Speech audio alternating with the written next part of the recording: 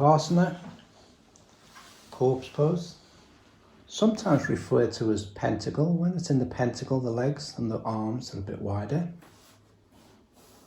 away from the body. So Savasana pertains to a corpse, referred to as the corpse pose.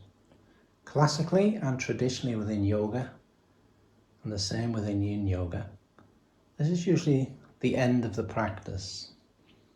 Within yin yoga, a lot of schools, places, they'll start off also possibly in Shavasana, in the corpse pose. But it is at the end of the day a pose you can go into almost any time. It just tends to be certainly at the end, sometimes at the beginning of your practice. It's a very good practice for meditating, a very good posture for meditating in. There's the 112 meditative poses of Shiva, and one of those poses, one of those postures is the corpse pose, where you're very much practicing not just meditating, but pratyahara, which is withdrawing of the senses. And the key for that is you're conscious, but your body, inside your body, which is a corpse. So you've got to withdraw very much, and this goes for most yin yoga poses. You're trying to be steady and stable in the pose. So you're lying on your back.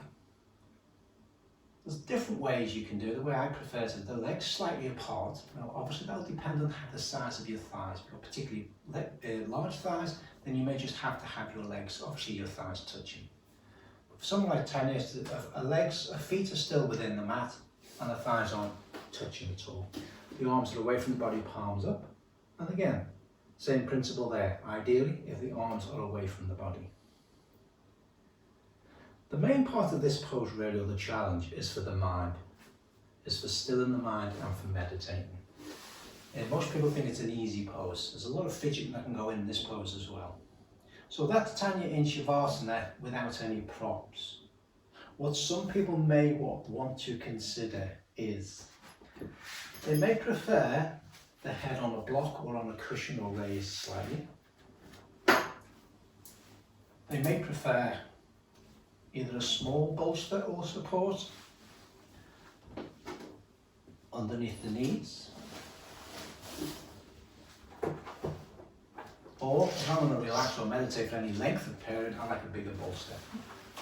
A lot of it's down to personal preference. Depends on where you're tight, depends on where you're weak. Well, that position there. It takes a lot of the tension off the calf, off to the lower hamstrings. But the skill with this pose is, it's more for the mind.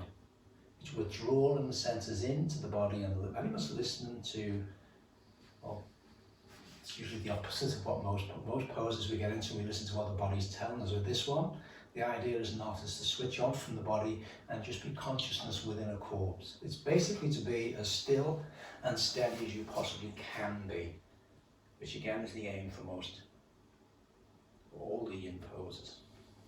So that's the yin shavasana or corpse pose.